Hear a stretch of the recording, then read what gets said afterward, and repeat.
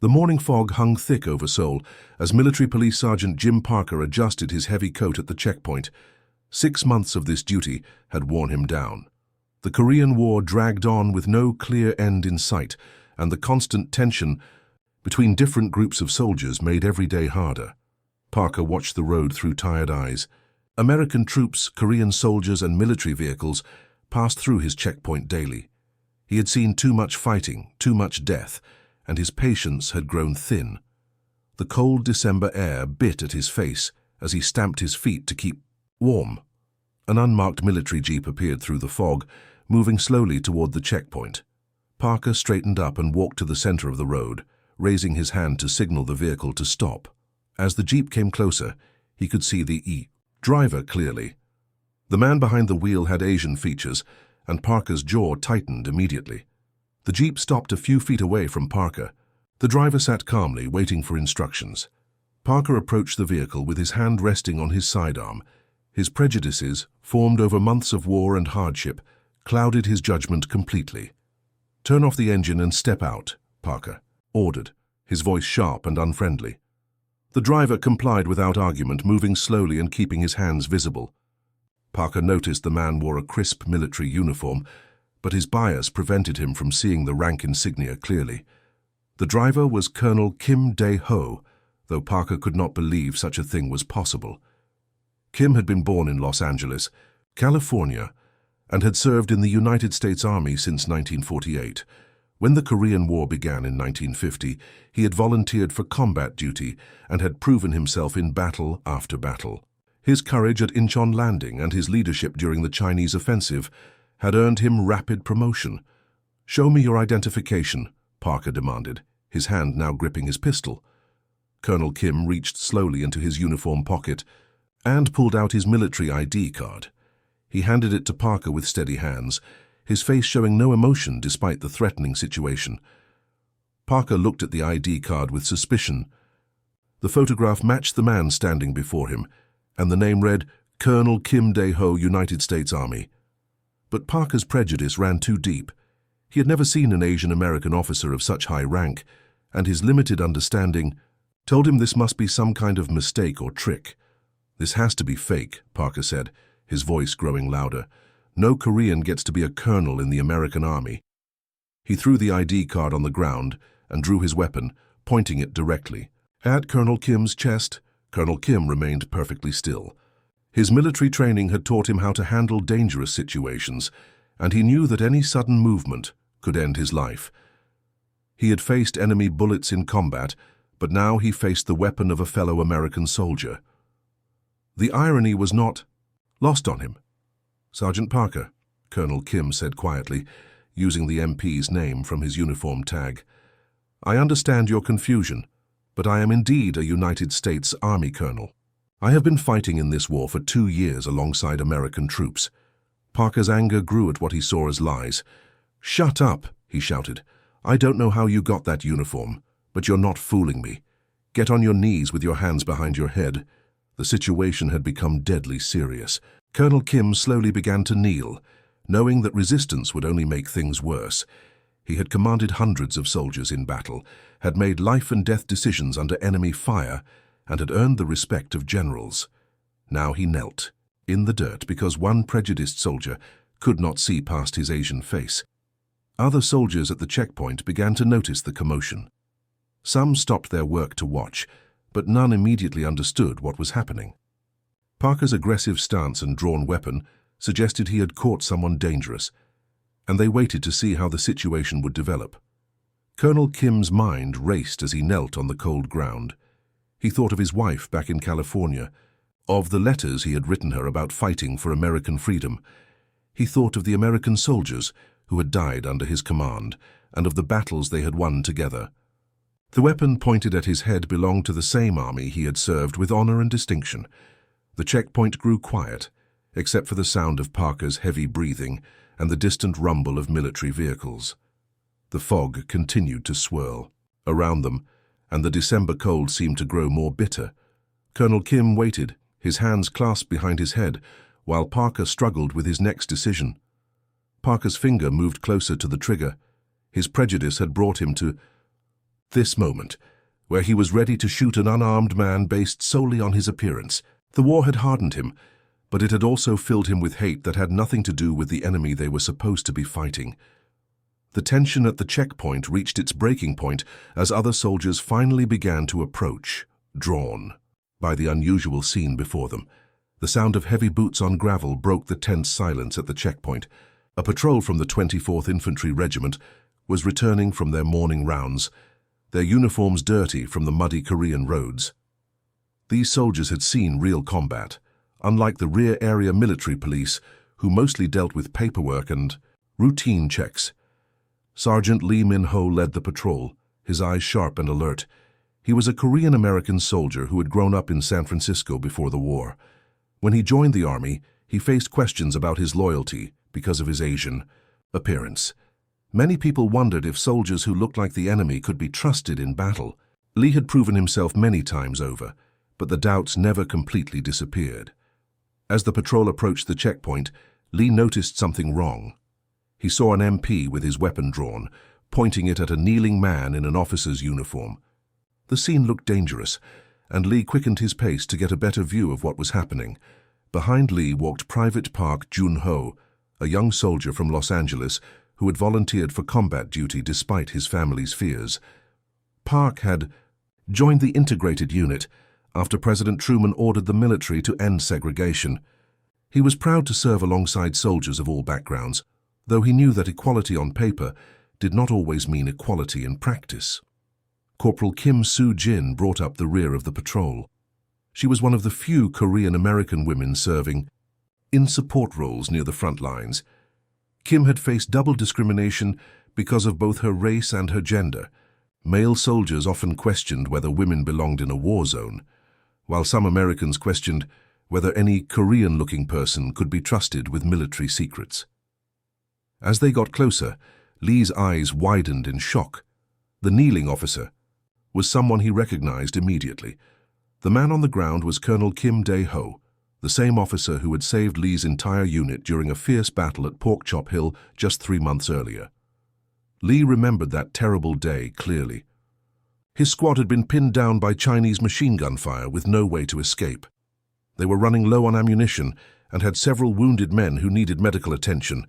Just when things looked hopeless, Colonel Kim had appeared with reinforcements and led a brave attack that drove off the enemy soldiers.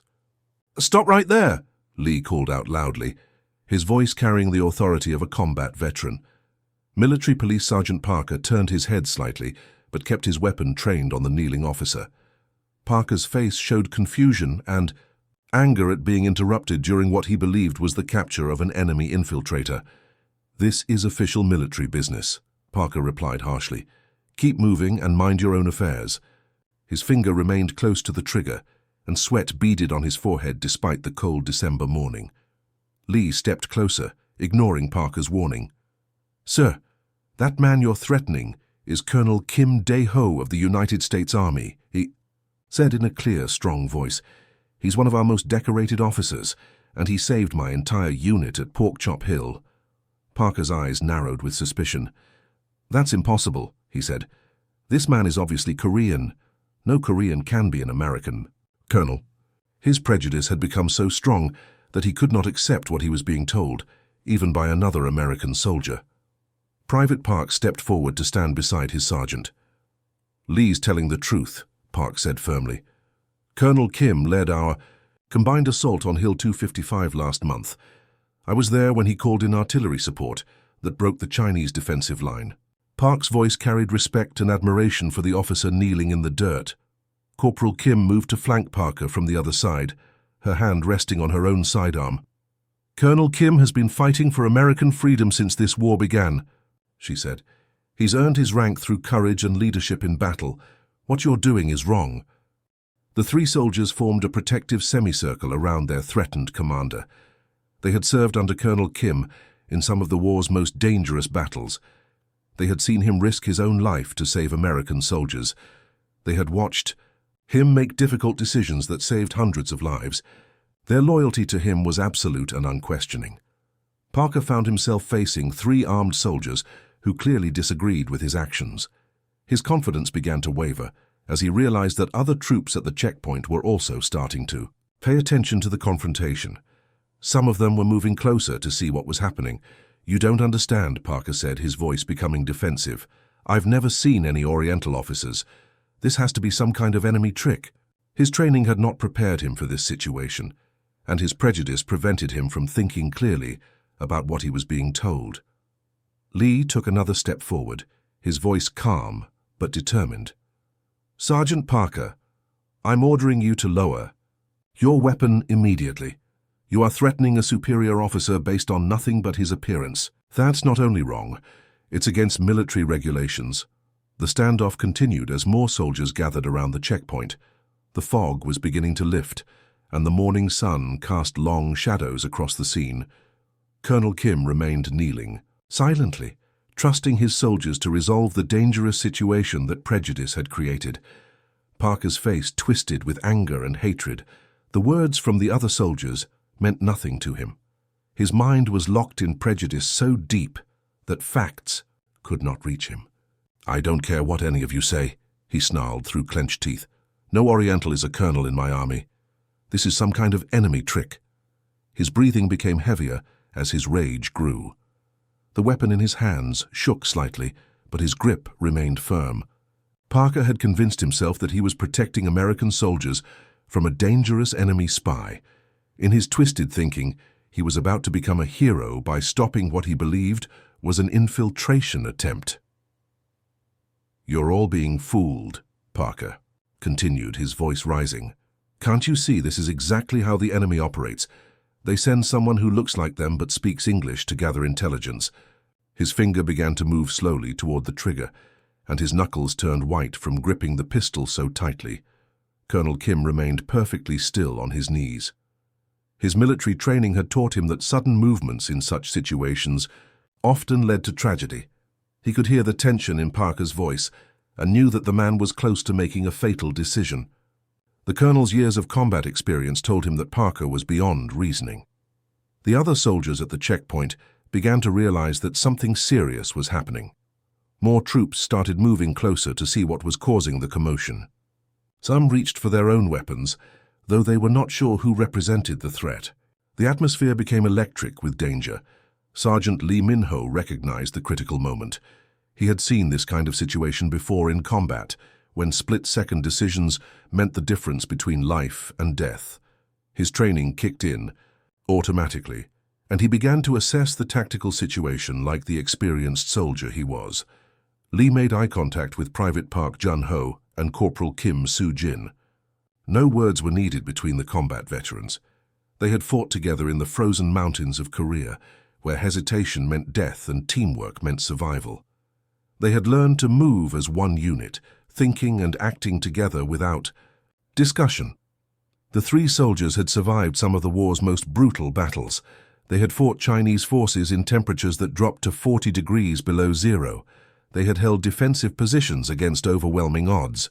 They had carried wounded comrades through enemy fire.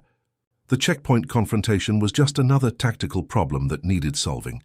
Parker's prejudice had made him blind to everything except his own hatred.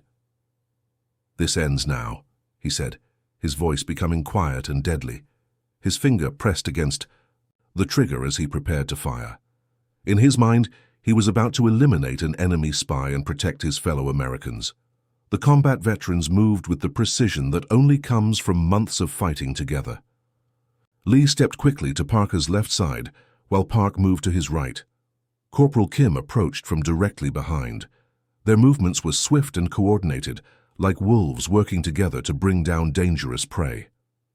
Within 3 seconds, Parker found himself completely surrounded. Lee's hand clamped down on Parker's wrist, preventing him from firing. Park grabbed Parker's other arm, while Kim secured his weapon from behind. The disarmament happened so quickly that other soldiers at the checkpoint barely saw the movement.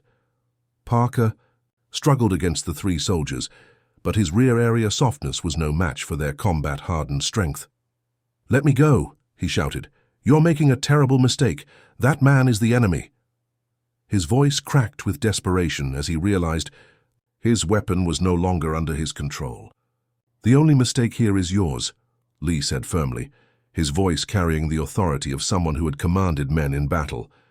His grip on Parker's wrist tightened until the MP was forced to release his pistol completely. The weapon fell to the ground with a metallic clatter that seemed to echo in the sudden silence. Other soldiers at the checkpoint began to understand what had happened. They saw their fellow Americans restraining an MP who had been threatening an officer. The situation was clearly serious, and many of them began to reach for their own weapons, though they were unsure about who represented the real threat. Park kicked Parker's fallen pistol away from the struggling group. "Sergeant Parker," he said in a voice that carried across the checkpoint, "you just threatened to murder a United States Army colonel. That's not police work. That's mutiny." "Corporal." Kim maintained her grip on Parker from behind, her combat training making her movements efficient and controlled. "You need to calm down and think about what you are about to do," she said. "Colonel Kim has been fighting for American freedom while you've been sitting safely at this checkpoint." Parker continued to struggle, but his strength was fading. The reality of his situation was beginning to penetrate his prejudice-clouded mind. He was being restrained by 3 American soldiers who clearly believed he was wrong. Other troops were gathering around, and their faces showed confusion and concern about his actions. Lee's voice cut through the tension like a blade. "Lower your resistance, Sergeant Parker. That's a direct order from a superior non-commissioned officer." His words carried the weight of battlefield authority, and even Parker's prejudice could not completely ignore the chain of command that governed military life. The checkpoint fell silent, except for Parker's heavy breathing and the sound of more soldiers approaching to see what had caused the disturbance. The sound of jeep engines filled the air as Captain James Wilson arrived at the checkpoint with a squad of military police reinforcements. Wilson was a 28-year-old officer from Michigan who had been managing discipline problems throughout the Seoul area for the past year. He had seen many incidents caused by the stress of war, but something about this situation looked particularly serious. Wilson stepped out of his jeep and quickly assessed the scene before him. 3 soldiers were restraining one of his military police sergeants, while a high-ranking officer knelt nearby in the dirt. The crowd of gathering troops told him that this was no ordinary checkpoint dispute. His experienced eye immediately recognized the signs of a major disciplinary incident. "What's the situation here?" Wilson called out as he approached the group. His voice carried the authority of someone accustomed to dealing with military crises. The captain's clean uniform and confident manner marked him as someone who commanded respect among the troops. Sergeant Lee stepped forward while maintaining his grip on Parker's arm. "Sir, Sergeant Parker drew his weapon and threatened to shoot Colonel Kim," he reported in the crisp manner of a soldier giving a battlefield report. "We had to disarm him to prevent him from firing on a superior officer." Wilson's eyes widened. As he took in the full meaning of Lee's words, he looked at the kneeling officer and immediately recognized the eagles on his collar that marked him as a full colonel. The gravity of the situation hit Wilson like a physical blow. One of his military police had nearly murdered a high-ranking officer. "Colonel, sir," Wilson said, snapping to attention and saluting. "I apologize for this incident. Please stand up, sir." His voice carried both respect and embarrassment as he realized one of his own men had created this dangerous situation. "Colonel." Kim rose slowly from his kneeling position, brushing dirt from his uniform pants. His calm demeanor showed no anger, despite what he had just experienced. "Thank you, Captain," he said quietly. "Your sergeant seemed to have difficulty accepting my identification." Wilson turned to look at Parker, who was still being held by the 3 soldiers. The military police sergeant's face showed a mixture of defiance and growing fear as he began to understand the trouble he was in. "Release him," Wilson ordered. "I'll handle this from here." The 3 combat veterans stepped back but remained ready to act if Parker caused more trouble. Their loyalty to Colonel Kim was clear, and they watched Parker with the alertness of soldiers who had learned not to trust unstable situations. "Sergeant Parker," Wilson said, his voice becoming hard and official, "you are under arrest for threatening a superior officer with a deadly weapon.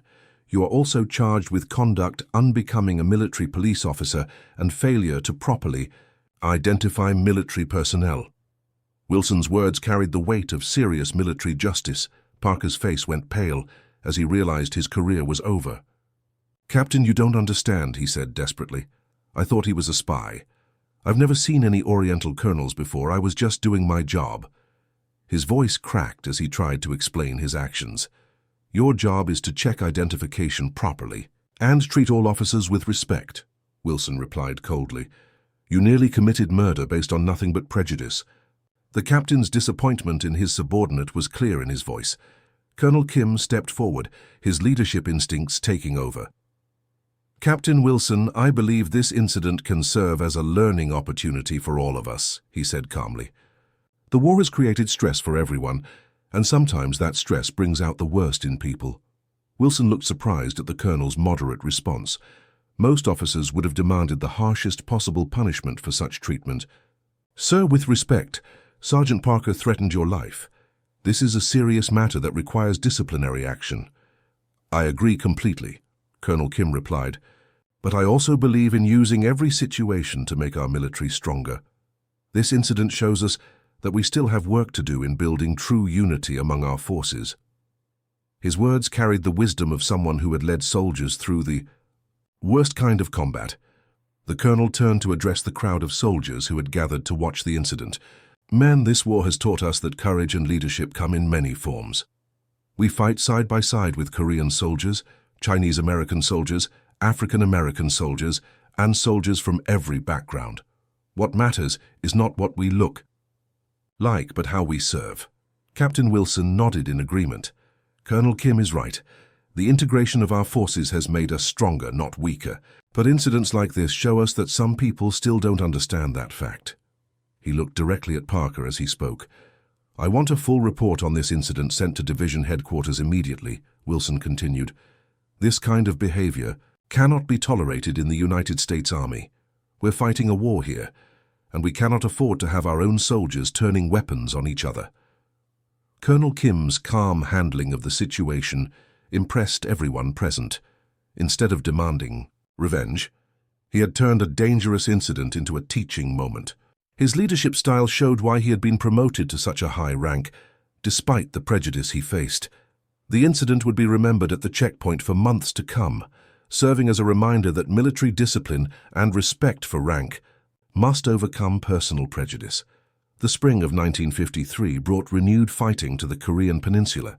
Chinese forces had been building their strength during the winter months, and intelligence reports suggested they were planning a major offensive near the 38th parallel. American commanders knew that the coming battle would test every unit in the sector. Private Parker, formerly Sergeant Parker, stood guard at his new assignment with the supply depot. His demotion after the checkpoint incident had been swift and complete. He now spent his days loading ammunition trucks and checking supply lists instead of managing checkpoint security. The reduction in rank had been humiliating, but it had also given him time to think about his actions. The sound of artillery fire in the distance told everyone that the expected Chinese attack had begun. Radio reports crackled through the depot, describing heavy fighting along multiple points of the defensive line. Unit after unit called for ammunition resupply as the battle intensified throughout the morning. "All available personnel report for emergency supply runs," came the announcement over the depot's loudspeaker. Parker grabbed his rifle and joined the convoy of trucks heading toward the front lines. As they drove through the muddy roads, he could see the smoke and flashes of the battle ahead. The convoy stopped at a forward command post where officers were coordinating the defense. Parker helped unload boxes of ammunition while listening to radio communications from the battlefield. Through the static and urgent voices, he heard a familiar name being mentioned repeatedly. "Colonel Kim's sector is holding firm," reported one radio operator. "His tactical positioning has stopped the Chinese advance on Hill 317. Parker looked up from his work, recognizing the name of the officer he had threatened 6 months earlier.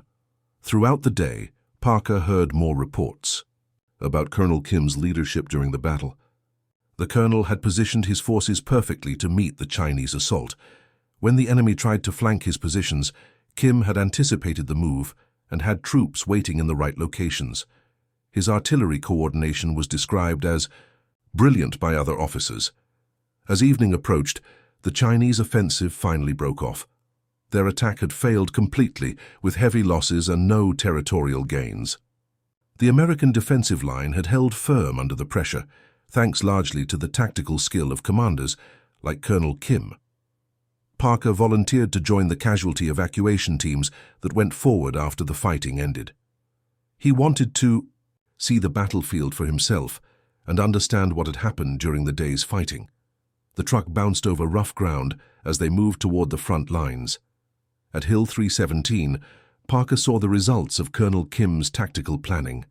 Chinese bodies lay scattered across the approaches to the American positions, showing how the attack had been channeled into killing zones. The defensive positions were perfectly placed to support each other, with overlapping fields of fire. That Korean-American colonel really knew his business, said the truck driver, a veteran of many battles. I heard he set up this whole defensive plan in just 2 hours this morning. Saved a lot of American lives today. Parker listened quietly, beginning to understand the true measure of the man he had once threatened. As they loaded wounded soldiers into the truck, Parker saw Colonel Kim walking among his troops. The colonel was checking on his men personally, making sure the wounded were being cared for and that his units were ready for any renewed attack. His calm leadership was evident in how the soldiers responded to his presence. Parker finished his work and was preparing to leave when he made a decision that had been building in his mind all day. He approached Colonel Kim, who was studying a map with his staff officers. Parker waited respectfully until the colonel finished his discussion. "Colonel Kim, sir," Parker said, coming to attention and saluting properly. "I'm Private Parker. I was the military police sergeant who threatened you at the checkpoint 6 months ago." His voice was steady, though his heart was racing. "Colonel..." Kim looked up from his map and studied Parker's face. Recognition showed in his eyes, but there was no anger or resentment. "I remember you, Private Parker," he said quietly. "What brings you to my sector?" "Sir, I came here with the supply convoy, and I witnessed what you accomplished today," Parker said. "I wanted to apologize formally for my actions at the checkpoint. I was wrong, completely wrong, and I'm sorry." The words came out in a rush, carrying months of guilt and regret. The colonel was quiet for a moment, considering his response. Around them, soldiers continued their work of treating wounded and preparing for possible renewed fighting. The sounds of war provided a backdrop to this moment of personal reconciliation. "Private Parker," Colonel Kim finally said, "we all make mistakes. What matters is that we learn from them and become better soldiers." He extended his hand toward Parker. "We fight for the same flag. That's what matters now." Parker shook the colonel's hand, feeling a weight lift from his shoulders. The simple gesture meant more to him than any punishment could have accomplished. He had learned something important about honor, leadership, and what it truly meant to serve in the American military. As Parker walked back to his truck, he understood that the war had taught him lessons that would stay with him for the rest of his life.